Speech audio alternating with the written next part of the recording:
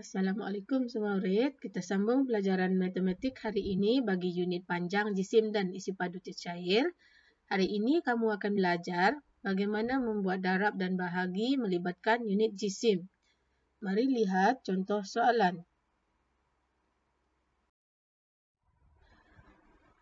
Contoh yang pertama, 847 gram bahagi dengan 7 darab dengan 5 dan jawapan dalam unit gram.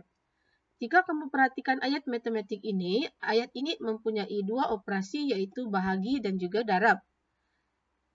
Apabila kamu jumpa ayat seperti ini, mana satu yang perlu kamu buat dahulu? Murid-murid, jika jumpa ayat matematik seperti ini, selesaikan dahulu operasi yang pertama kamu lihat. Dalam ayat matematik ini, operasi yang pertama ialah operasi bahagi. Jadi kita buat operasi bahagi dahulu. Bahagikan 847 gram dengan 7. Kita mula membahagi dari nombor 8. 8 bahagi 7 ialah 1 dan jawapannya ialah 7. Bahaginya 1.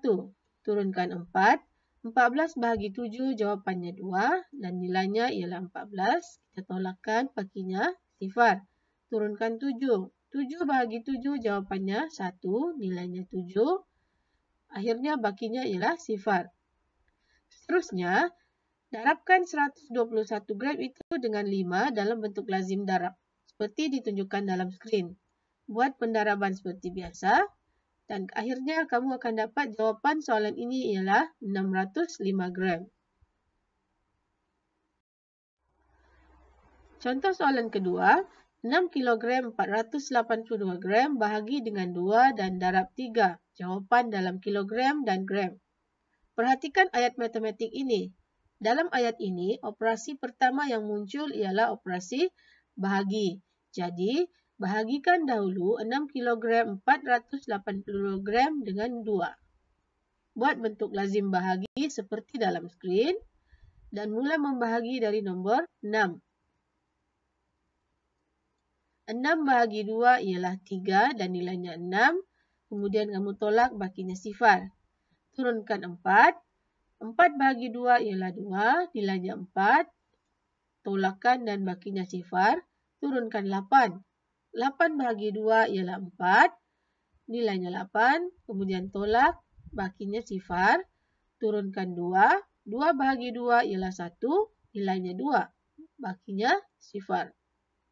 Seterusnya, darabkan jawapan tadi iaitu 3 kg 241 gram darabkan dengan 3. Dan susun dalam bentuk lazim seperti dalam skrin. Kemudian mula mendarab dari 241 darabkan dengan 3. Akhirnya kamu akan dapat jawapan 9 kg 723 gram.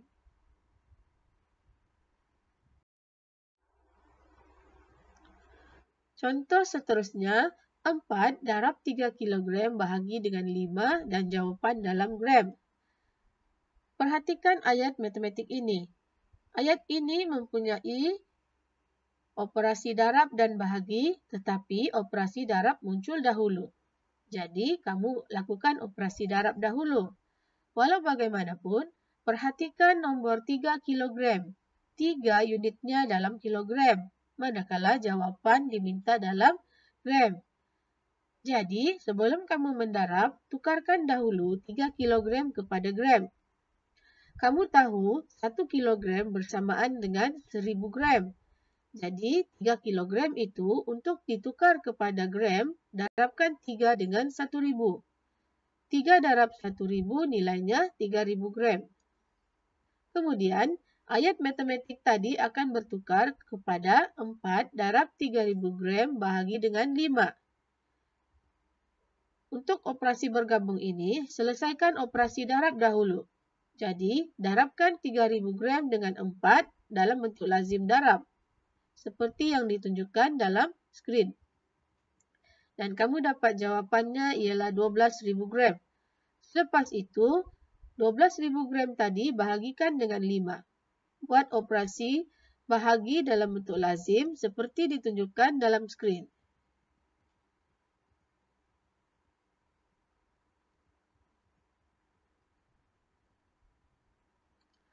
Akhirnya, kamu akan dapat jawapan akhir kepada soalan ini ialah 2,400 gram.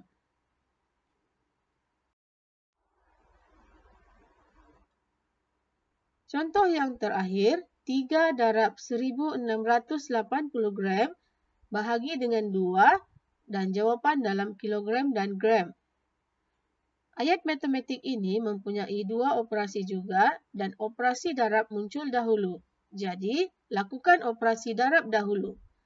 1,680 gram darabkan dengan 3 dan kamu dapat jawapan 5,040 gram.